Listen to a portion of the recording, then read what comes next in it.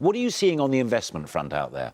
Well, good news today for the UK economy in that GlaxoSmithKline announced a major investment in the UK, an expansion of its UK operations. But we shouldn't, interestingly, take that to be good news about the economy necessarily, because we've got to remember that GlaxoSmithKline is an exporter, and most of these new sites are going to be making goods that are going to be exported. So for them, a weak pound is good news. Of course, for us, a weak pound isn't, because it means more expensive holidays, more expensive petrol, and more expensive turbulent, as the Chancellor said goods. to you. Narina, thank you very much indeed. Thanks. Now, the French authorities are under intense pressure to improve their efforts in tracking terrorists following yesterday's murder of a Catholic priest in Normandy. Churches, too, are tightening their security.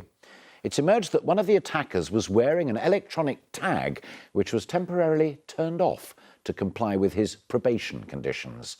Well, today the country's Interior Minister promised to increase the number of police reservists, but he said he couldn't break the rule of law to protect the rule of law. Paul Davis with the latest. A place of worship that 24 hours ago became a place of slaughter. There's no shortage of armed officers on the streets of Saint-Étienne de Rouvray today, but it's the response of the authorities to a known threat before yesterday's outrage that France is finding hard to understand. One of the killers, Adel Khamish, had been placed under house arrest after trying to go to Syria to fight for Islamic State. But the court had agreed his surveillance tags could be switched off for a few hours each morning. It was during that time he and his accomplice went to church with murder on their minds. This man went to school with Khamish and said his extremist views were well known. When I heard this attack had happened, I knew it was him, he said. I was sure. He said Khamish had tried to indoctrinate other young Muslims. Ministers attending a security summit at the Élysée Palace will have demanded to know why such a man was allowed hours of free movement each morning. Interior Minister Bernard Cazeneuve said it was the court's decision. We cannot break the rule of law to protect the rule of law without handing victory to the terrorists, he said. Sister Danielle was the nun who escaped from the church to raise the alarm. Describing 85-year-old Father Jacques Hamel, who was murdered, she said, "He loved all people, everyone, regardless of their religion, a faithful priest who loved everyone." Holding the nun's hand was a Muslim neighbour, a small show of togetherness at a time when this expressed wish seems a long way away. Paul Davis, ITV News. And Juliette Bremner joins us live from Normandy this lunchtime. Juliette, how difficult is it for the French security services to monitor these young people who may pose a threat? Incredibly difficult. They have more young people travelling to Syria than any other European country. And we know that there are, at latest count, 10,500 people on what they call their fiche S. That's what we would describe as a watch list. Those are people who are a possible risk to national security.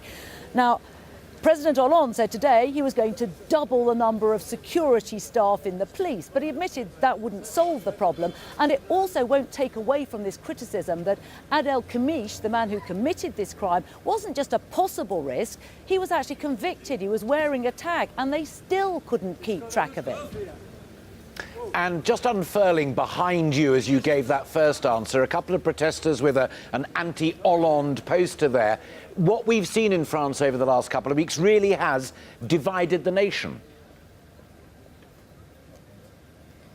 Absolutely. There is growing fury that this government doesn't seem to be able to provide the security that will keep people safe.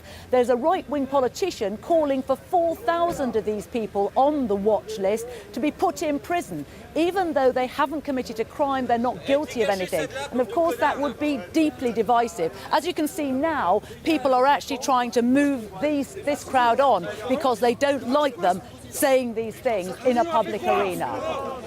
Is that under control, Juliette? I mean, are there police there? There's the two guys we saw come up with the banner, and then another group moved in there to move them out of the way.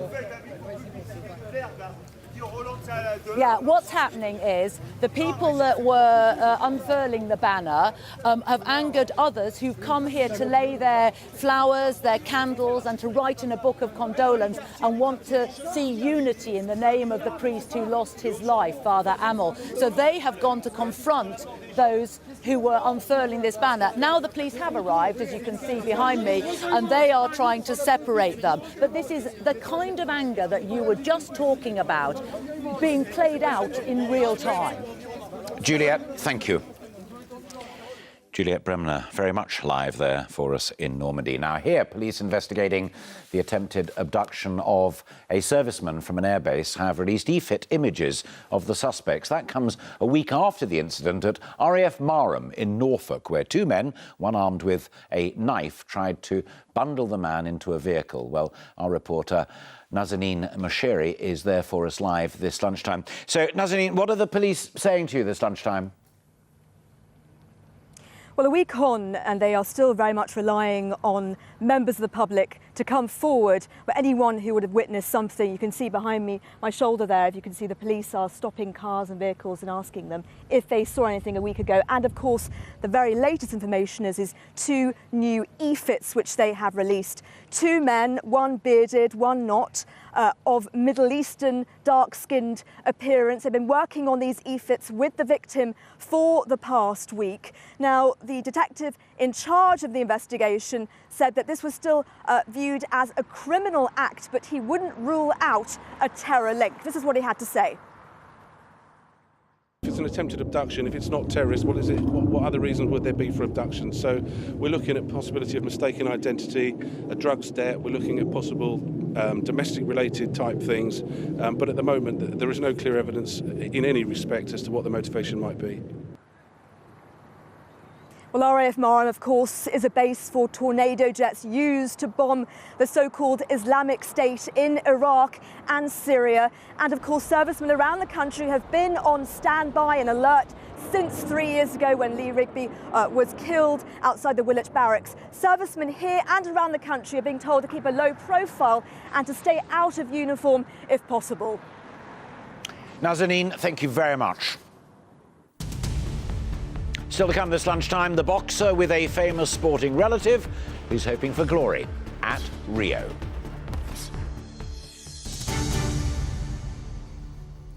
But first, Hillary Clinton made history in the United States last night as she officially became the first woman to be nominated to run for president by one of the two major parties. She appeared at the Philadelphia convention by video link from New York, accompanied by the sound of breaking glass. Her husband, former Democrat President Bill Clinton, said she was a game changer. Our Washington correspondent Robert Moore was there for the historic night in US politics. Are we ready to make some history?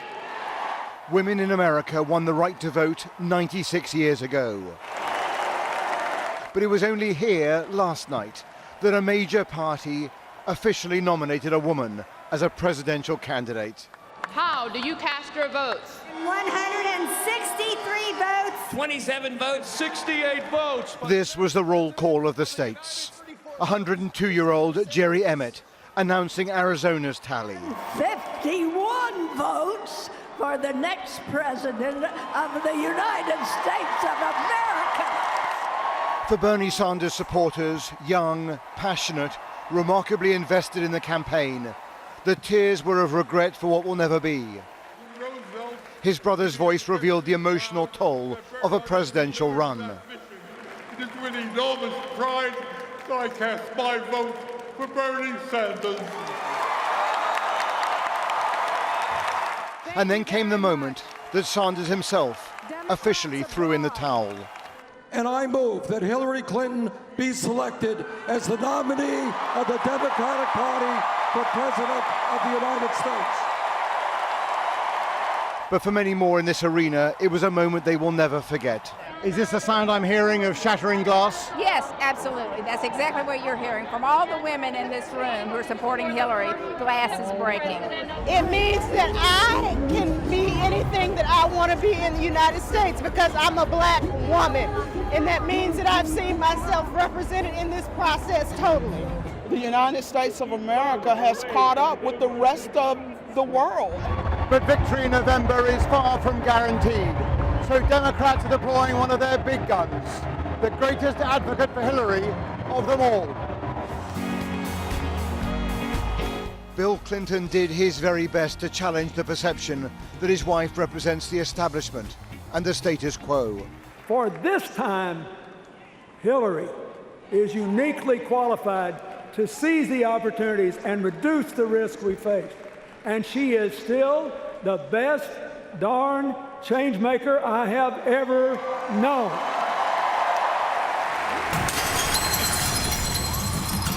With that shattering of the glass ceiling now part of the imagery, Mrs. Clinton appeared by video link with a message for a group of Americans who cannot even vote in November.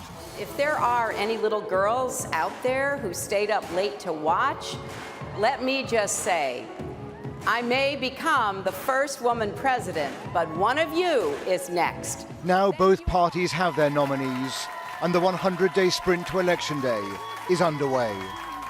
Robert Moore, ITV News, Philadelphia. And Hillary Clinton has lots of famous backers hoping to propel her to become the First Lady. One of them, the First Lady of film. What does it take to be the first female anything? It takes grit and it takes grace. Meryl Streep at last night's convention, and there's more of her speech on our website, itv.com/news.